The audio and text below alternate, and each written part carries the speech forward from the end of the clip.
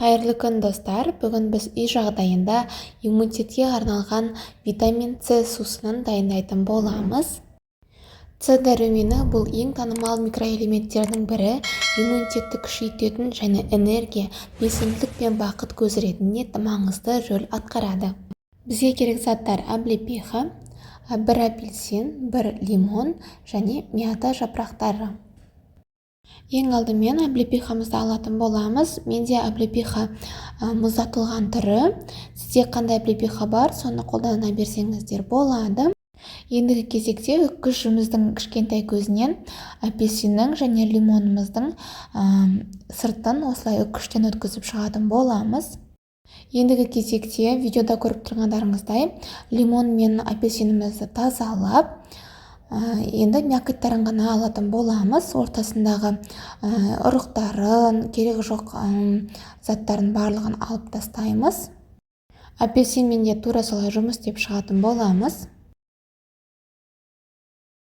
Міне көріп тұрғандарыңыздай керегі жоқ заттарын осылай алып тастадым. Енді мятамызды керегінше саламыз. Осындай масса болды. Енді барлығын блендердің көмегімен осылай айландырып шығатын боламын. Сақтауға ыңғайлы болу үшін дәл мендей силиконды формаларға 6 айға дейін сақтап қойсаңыздар болады.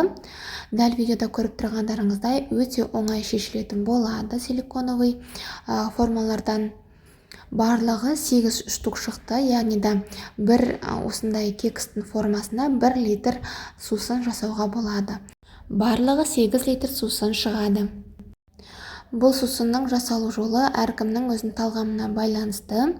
Қант немесе сахарозаменитель, глюкозный сироп немесе әртүрлі дәмдеуіштер қосылған сироптарды қоссаңыздар болады. Немесе чай, цветочный, көк шайды қоссаңыздар болады.